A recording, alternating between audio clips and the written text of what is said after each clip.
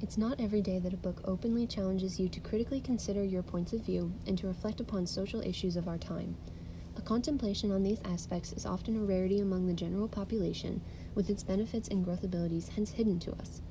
It is an important and necessary process to pick apart the reasons as to why we think the way we do, but often people need an impetus for this to happen. One such impetus is the book The Coddling of the American Mind. The work, published in 2018 by Greg Lukianoff and Jonathan Haidt, presents its readers with a unique opportunity to gain exposure to the mental habits and processes of society and individuals, stirring reflection on one's own rearing and current ideals. The book covers an expanse of big ideas, which could easily become tangled within one another. However, the text is set in a reader-friendly format with an introduction and 4 overarching parts, with sectionalized chapters among them. Each of the 4 parts presents a singular category, logically flowing between themselves. The sections progress as follows. Part 1, 3 bad ideas. Part 2, bad ideas in action. And Part 3, how did we get here? And finally, Part 4, wising up. From a format standpoint, the book is incredibly effective. Tackling large ideas of societal constructs can be an intimidating prospect for the common reader, but the book breaks it down appropriately for anyone. The first part introduces the 3 bad ideas that people often hold: that they are fragile, that their emotional reasoning is infallible, and that life contains 2 kinds of people, the good and the bad. In the next part, we see these ideas in action with examples such as violent protests at UC Berkeley, dispute out of Evergreen State College, and the events of Charlottesville, Virginia. The book continues from these examples into Part 3, which explores the processes society has gone through to find itself in the throes of such events. Finally, the book concludes with a growth mindset, laying out groundwork for what we can do in the future to combat these harmful ways of thinking.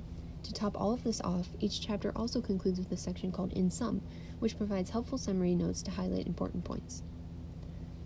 The Coddling of the American Mind caused me to think deeply on a few topics I'd not given enough thought to before, those being the idea of common humanity, the nature of associating speech with violence, and the concept of safe spaces.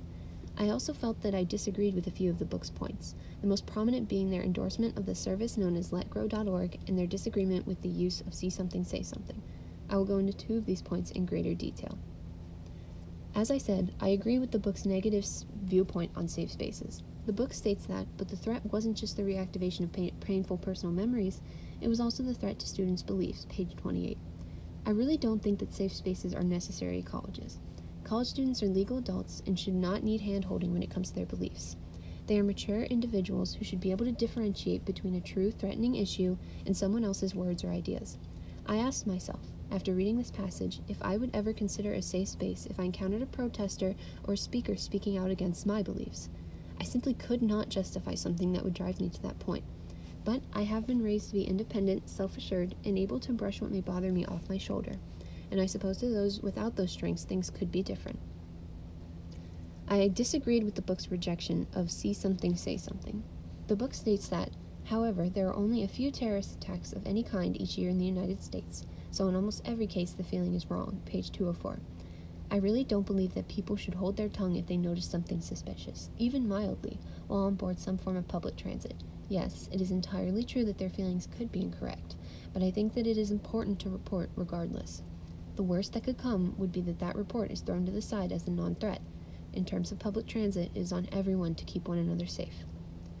Our class had the pleasure of listening to and asking questions to professionals out of BGSU's Counseling Center and Department for Diversity and Belonging. Interestingly, there were a few points disputed between the individuals and the ideology in the book, which I would like to highlight. Dr. Shad of the Counseling Center answered a question of mine on her opinion of trigger warnings, and whether they were over or underused, or even necessary to begin with.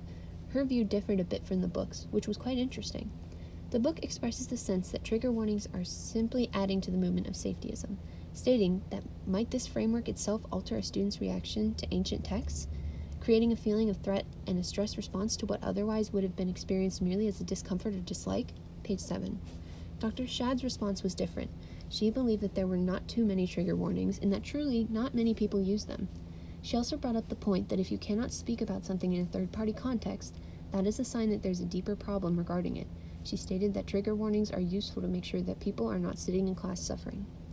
During Dr. Stiles' visit, whom is the Associate Director of the Office of Multicultural Affairs, the greatest point of conflict between her ideals and the book's rested in the area of see it, hear it, report it. The book's terminology of this idea is see something, say something, page 203. The book expressed the sentiment that young people have come to believe that danger lurks everywhere, even in the classroom and even in private conversations. Page 204. Dr. Stiles countered this idea powerfully, stating that she doesn't believe that the system is overused, but some things could come through that are extraneous or unnecessary. But she expressed that she would rather have reports made that end up not being taken to the conduct system in order to support more people than have less people report because they assume it's not a problem. Reading The Coddling of the American Mind is certainly worth your while. As I stated in the beginning, there is great value in taking the time to evaluate your personal views and stances, and with discovering what it was that caused you to think in certain ways. Reading the book took me through a complete gambit of emotions, from strong disagreement to contemplation to enthusiastic support. I have found that I have evaluated not only the nature of my privileges and disadvantages, but the way in which I was raised, and the way I will continue into the future in interactions with others, friends, family, and strangers alike.